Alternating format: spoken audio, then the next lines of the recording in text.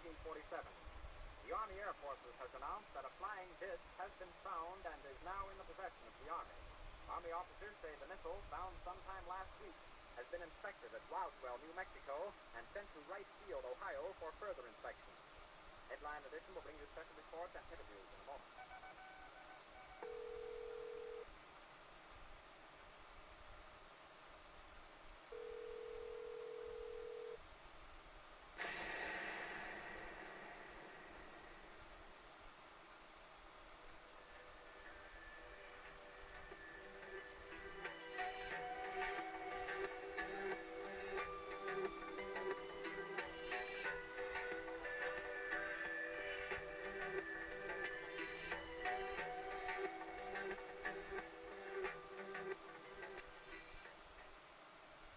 How you doing? This is a guy from Pittsburgh. Well, 100 degrees yesterday. Went to a restaurant. Guy saw my ancient alien theorist shirt. Thought it was a great shirt. Didn't have time to tell him who I am on YouTube, but I said I post on YouTube. So maybe you'll find me. Got the air conditioner set up, but the damn sheeting on the window keeps coming loose from the duct tape on the aluminum frame. They make all these air conditioners and fans. They are supposed to go in like this. On a window it moves like this. But nobody seems to make ones for windows that slide like this. And I just realized I could have put the damn vent this way and just slid the whole window over and avoided the whole problem of putting the sheeting up in the first place. So I may have to switch all that out and just duct tape the whole thing together and slide the window. But then I had still the problem. I'd have to put one piece of sheeting because the screen's there. The air conditioner in the living room, which doesn't work with a dam, it's a higher, doesn't cool off the living room. There's too much area to cool off. They got a board there, but window back here is 2 stories up. There's no easy way to put a board in there. So I got that running. We'll see what happens. Anyway, big story of the week is Bergdahl, that guy, and he, goes off, deserts. As far as I'm concerned, he's a traitor. Obama makes a deal to release him by releasing terrorists. Obama has no clue what the military means. He doesn't care. He has nothing but contempt for our military. So does a lot of the Democrats and liberals.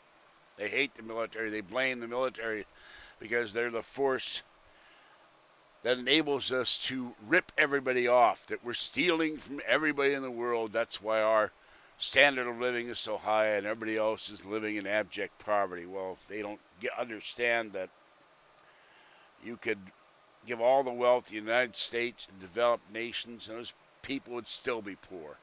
Just too damn many of them. But I'll talk about Bergdahl later in the second video. That guy went off, and at least 4 guys wound up dying because of him.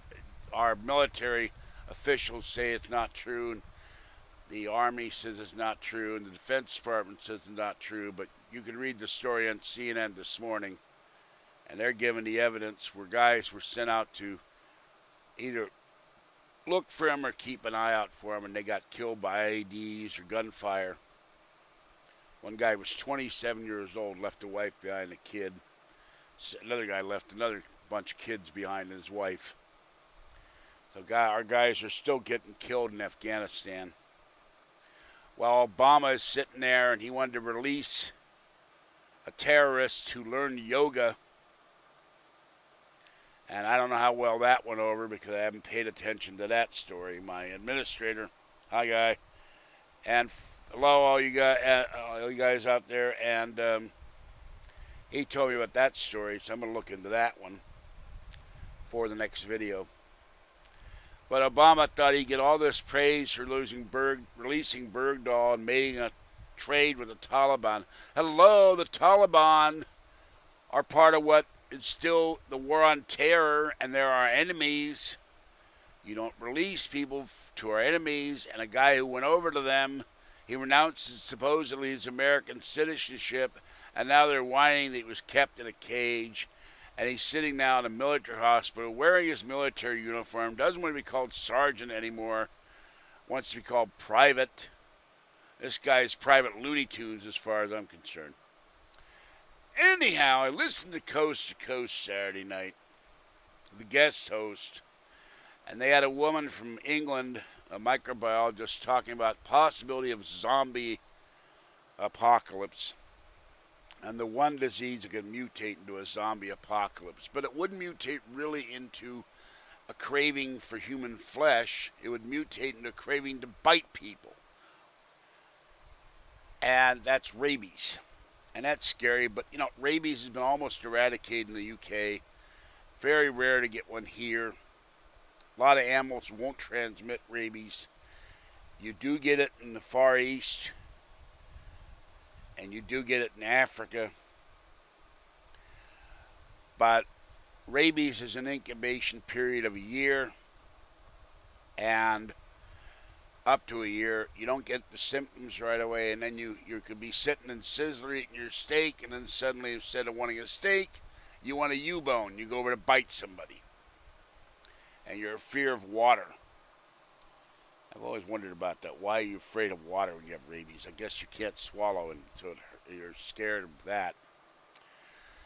And if untreated, it's invariably fatal to humans. So we went from rabies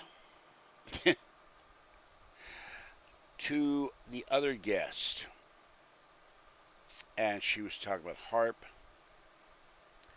And she was talking about chemtrails, which I firmly believe exists. I'll talk about that in a second. And she was talking about Morgellons. Now, Wikipedia is cruel. They say flat out it's a delusional syndrome where you believe you got little fibers or bugs or something embedded in your arms. They never say legs. It's only in the arms for some reason. And you scratch at them and well, Kaiser and the CDC says they're not sure whether or not it's a real disease or delusional parasite, I can't say that word. You think you're being infected by parasites. So this woman goes on, she talks about HAARP. And how the evil HAARP is being shut down by the Air Force. Now, one of the partners of that project, the University of Alaska, and how they make rain where there's no rain, they make wind where there's no wind, they make storms where there's no storms, they make hurricanes where there's no hurricanes, tornadoes where there's no tornadoes, drought where there's no drought. And I go, why would the Air Force do this to the United States? We got California to prolonged drought, much of the West to prolonged drought. You would think if they can change the ionosphere and change the weather conditions, they'd make it rain. Because if they make it drought, well, the cattle are going to die, the crops won't grow, and the Air Force personnel and the people running HAARP, in the long run, the food will be less. That whole thing with HAARP doesn't make any sense to me. Now, they did mention other things about transmitting data to our submarines at sea. We do have some ballistic missile submarines still. They're not out there hunting whales. And, they had a thing this week, endangered species, the killer whale. I'll be sorry to see that go if they die off. But they had the great white shark, and there was a report on KFBK earlier while I was listening to Rush that great white sharks have been sighted off some beach locally here in California. So I wouldn't miss those guys because all they do is eat and kill. They kill other fish and they kill humans. So if they die off, you could go swimming a little easier, not worrying about being chomped on by jaws. But anyway, after she talks about HAARP, she talked about chemtrails, and I firmly believe in that. I've seen them over Oakland. We're not talking about one trail of one jet. We're talking crisscrosses like you've got tic-tac-toe. And in 96, I got home, and I saw these chemtrails all over the skies. I mean, they were all over Oakland. I used to live above Lake Merritt. And then I saw this spider webby stuff coming down, and there were no spiders. And it was floating down out of the sky. It wasn't coming off a bush. It wasn't coming off a tree. It wasn't coming off a George Bush. And I touched the stuff, thinking that's weird. Went inside, didn't think, and didn't wash my hands. That it's just a spider web. I wonder where the spider webs are coming from. That was on a Friday afternoon. Monday, I woke up with 104 fever. Went to the doctor. Hadn't had 104 fever in years. And he said, you got pneumonia. And it took a year to get rid of that pneumonia. What finally killed it off was a doctor gave me pure oxygen 15 minutes a day for 3 days a week. That killed it. Germs have trouble living in pure oxygen. So the next thing this woman discusses is Morgellons. Now, we all know it's little fibers. And what really got me is she said the fibers, and even the host was taken aback by this, the fibers have little integrated circuits in them and microchips. I said, gee, have you got Morgellons? Do you get coast to coast? You can listen on your arm. You don't need the radio. You don't need HAARP. You don't need to subscribe to Coast to Coast Insider. Just listen to George Norrie on your armpit.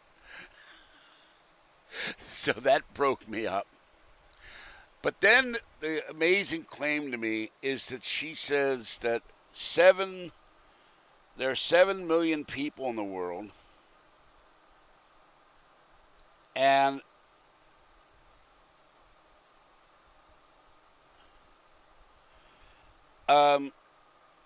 everybody in the planet has Morgellons. Now we have 318 million people in this country.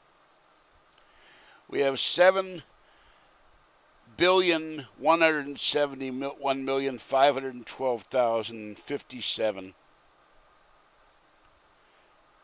in the world, with somebody being born every couple of seconds. And she says everyone on the planet's infected. Well, we had the bubonic plague during the Middle Ages, which killed millions, swept across Asia, partly because of the Mongol horde.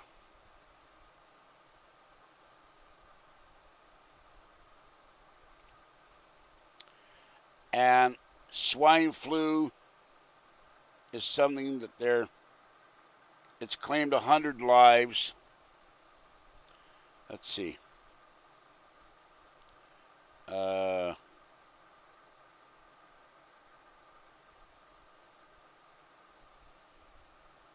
There's something called Campylobacter cells. They're in the systems of pigs and cows. Here's Listeria.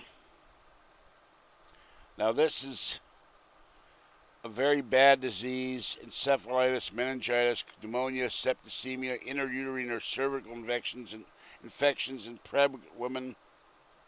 500 people die from that every year in the U.S. Counts for 27% of the 500 Listeria deaths. And it looks like a big shark mouth waiting to eat you. It's really creepy. Then you have, let's see, streptococcal toxic shock syndrome. Giardia in the water, 20,000 intestinal infections in the U.S. through unfiltered water or person-to-person contact. Sits in the intestine. Ebola. Now that's really bad. The resistant strain, it came in the U.S. now, 1989, discovered in crab-eating macaques imported from the Philippines to Western Virginia. Several outbreaks have occurred in Texas, Pennsylvania, and Italy. Of the 1,850 patients infected by the disease, 1,200 have died. Now, that's the most virulent disease. 80% to 90% mortality rate. So you got that. But it's still only 1,200 people out of 7 billion, or out of 300 and some million. Here's human herpes virus. 1 in 150 children is born with congenital CMV. 1 in 750 suffers from permanent disabilities. No cure for herpes. And nematode, newly discovered species of the protozoan parasites known as Microsporidia. And it's in water supplies, and it affects people with weakened immune systems. But all those diseases, not a one has infected the entire world. But this woman said Morgellons, everybody has it. That's an exact quote. Everybody on the planet has Morgellons. So I think this woman, who's the editor of Paranoia magazine, is a bit paranoid herself. This is why you have to take the stuff on Coast to Coast and all these programs with a pound of salt. So I'm going to get on my horse and clip-clop away. Free Art Bell, and I'll catch you next time. Bye-bye.